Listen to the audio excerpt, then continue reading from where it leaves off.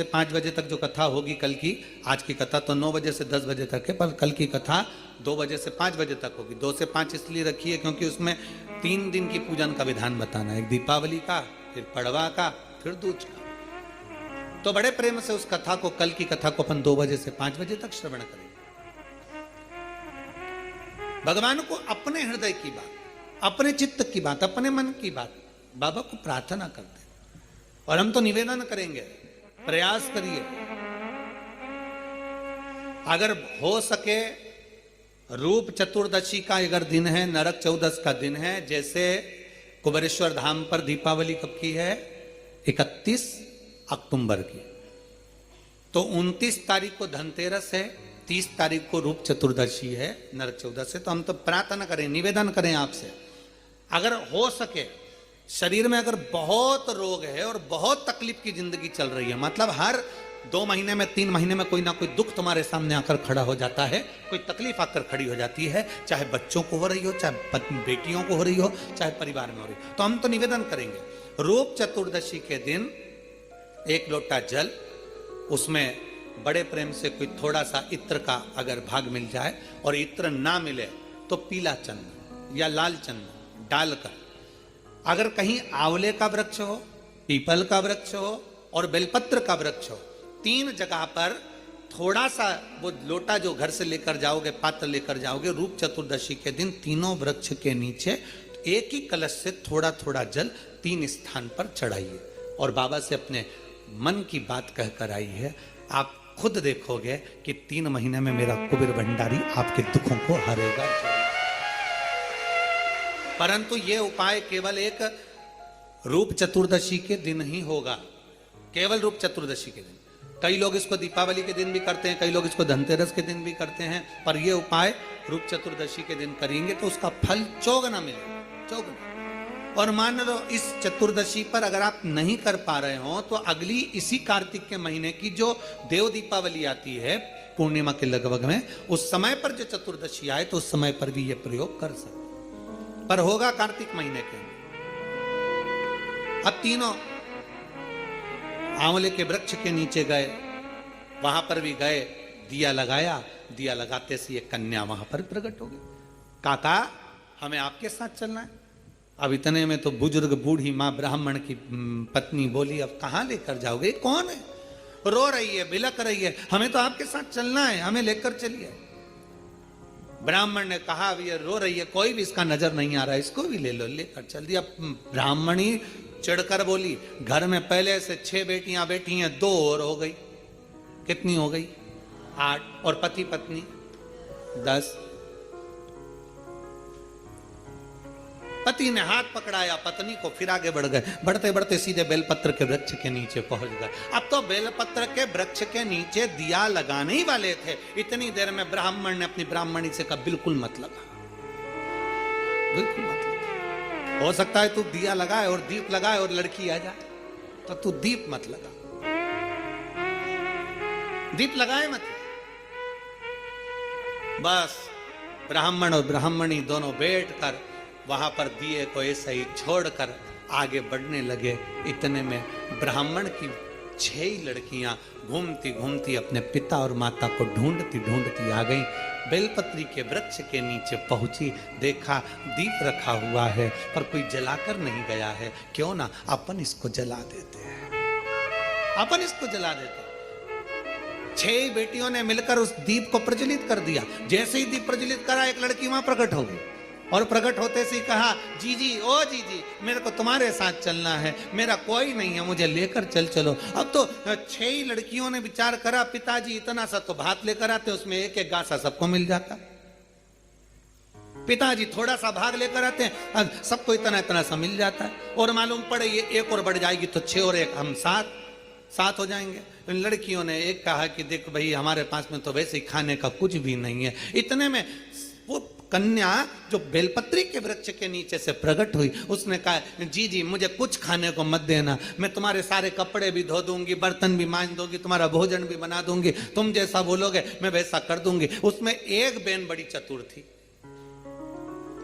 एक बहन बड़ी चतुर थी, उसने विचार करा चलो अच्छा है, घर का काम करेगी। अभी अपन सब मायके से भी आए हैं, फैलारा ज्यादा है, काम बहुत सारा है, करेगा कौन? माँ दुखी है, पिता दुखी है, तो यही करेगी। हाथ पकड़ा ले गए। अब तो चलती चलती वो लड़की बोली, मेरे तो पांव दुख रहे हैं, मुझसे चलता नहीं बने। तो उसमें से एक चिल्ला के बोली कि तुझसे चलता नहीं बने तो तू आई क्यों? जा वापिस जा। नहीं, मेरे को तुम कंधे पर बिठा लो, मैं आराम से चली जाऊंगी। अब इनको क्या मालूम था, बताओ, हम तो अच्छे के लिए लेकर गए तो ऊपर से कंधे पे चढ़ गए। अब उसको कंधे पर बिठा लिया, उसने लहंगा इधर पीछे कर कर दोनों पांव लटका कर कंधे पे बैठ गई और चोटी पकड़ ली जीजी की।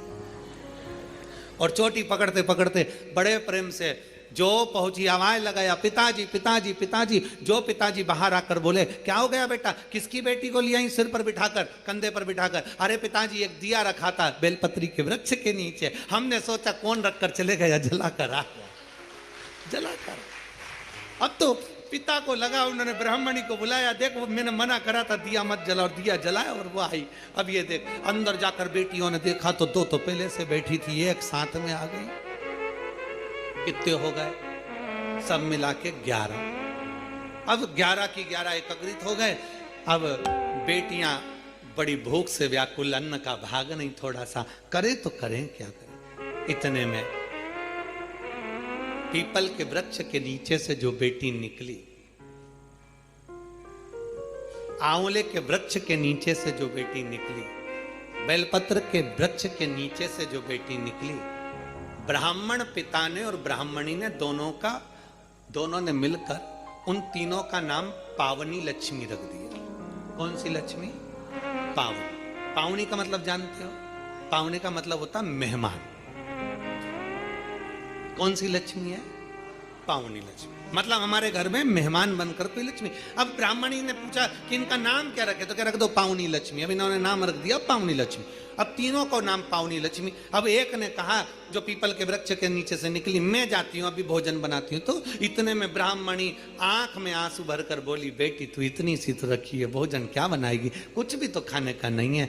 अपन एक काम करेंगे, कल भिक्षा मांग कर लाएंगे तब बनाएंगे। इतने में लक्ष्मी ने, उसी समय पावनी लक्ष्मी बोली, माँ तू तो बर्तन बता दे, बर्तन कहाँ रखा है? बस बर्तन बता, मैं बना दूंगी। तो बनाएगी क्या? अन्न हो घर में तो बनाएगी ना। अरे माँ तू बता तो सही,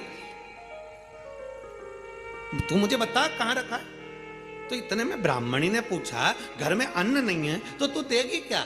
इतने में पावनी लक्ष्मी ने कहा, मां एक बूढ़ा बूढ़ी पीपल के वृक्ष के नीचे आते थे, अपने अन्न का एक हिस्सा रख कर जाते थे। शंकर भगवान बोले हैं, उनके अन्न का पूरा हिस्सा चुका कर आना है, इसलिए मैं तुम्हारे दरवाजे पर आई हूं। मां भागवता, बर्तन दिए, भोजन बनना तैयार हुआ। जैसे ही भोजन बनकर तैयार हुआ, सबने पाया ऐसा स्वादिष्ट भोजन, आज पेट भरकर जिंदगी में पहली बार भोजन करा। भोजन कर कर बर्तन मंज कर रखे ही थे। कोई रिश्तेदार कभी नहीं आता था, क्योंकि धन ही नहीं था। सुख के साथी हजारों हैं, जब दुख पड़ा तब कोई। धन के साथी हजारों हैं, जब धन नहीं तो कोई। अब धन नहीं, कोई रिश्तेदार नहीं आता था। आज सब भोजन कर कर आराम से बस चक होकर खूब आनंद में रह रहे थे, खूब प्रेम से बात कर रहे थे। इतने में जो मामा कभी नहीं आता था, वो मामा आ गया। और मामा आकर दरवाजे लगाया, दरवाजा बजाया, और आवाज बजाकर जैसे दरवाजा बजाया, जीजी आई बाहर। बहन ने कहा, भैया तू इतने सालों के बाद आज आया है, कैसे आना हुआ? बहन, यहाँ से निकल रहा था, बहुत भूख लग रही थी, सोचा तेरे घर का भोजन करते हुए चले जाऊं। अब ब्राह्मणी ने मन में सोचा, जो भोजन था वो तो सब हम खा गए, 11 की 11 पूरा निपटा गए, कुछ बचा तो है नहीं। अब तुझे दे तो दे क्या प्रदान करें? इतने में दूसरी लक्ष्मी, पावनी दूसरी लक्ष्मी आंवले के वृक्ष के नीचे की बोली, अरे माँ क्यों चिंता करती है? तुम्हारा मामा, तुम्हारा भाई, हमारा मामा बिठा, अभी हमें भोजन बना के लाती। दूसरी ने जैसे कहा भोजन, तो इतने में ब्राह्मणी ने कहा कि भोजन पहली वाली तो दे दी पीपल का भाग, अब तू कहां से लाएगी? दूसरी बोली, एक ब्राह्मणी आते थे, आंवले के पेड़ के नीचे भिक्षा रख कर जाते थे, हिस्सा मेरे को भगवान शंकर जी बोले हैं उनका हिस्सा पूरा चुका कराना, इसलिए मामा को भी खिला कर भेजती हूं। जो भोजन बनाया मामा तो चक खाया, वहीं पड़ गया, वहीं सो गया। मामा जैसे सोया, खूब आनंद में रहे। अब सब की सब आनंद में सो रहे थे, सब आनंद चक से सो रहे थे। तीनों कन्याओं ने, दो ने उठकर आखिरी पावनी लक्ष्मी से पार्वती जी की उस बेलपत्री के वृक्ष के नीचे से निकली हुई उस कन्या से कहा, जीजी अब तेरी बारी है, तू अब कुछ कर। पावनी लक्ष्मी ने कहा, चिंता मत करो। ब्राह्मणी को जगाया और ब्राह्मणी से कहा, एक काम कर, पूरे घर का कोठा साफ कर दे, झाड़ू को घर के पीछे रख दे, चलनी पर कपड़ा ढाक दे, सूपड़े को छुपा कर रख दे, और मैं इस कोठे में सोऊंगी, तू बाहर सो जा। बेटा, ब्राह्मणी बोली, कोठे में तो तुझे डर लगेगा। ना ना मां, तू बाहर सो, मैं कोठे में सोऊंगी। बेलपत्र के वृक्ष से निकली हुई वो कन्या कोठे में सोई। कन्या ने जो दृष्टि करी, चारों तरफ पूरा धन से कोठे को भर दिया, भर कर बाहर निकल। जैसे ही बाहर निकली, निकलते से ही उसी समय पर मामा ने देख लिया, आधी रात को जीजी की छोरी बाहर जा रही है।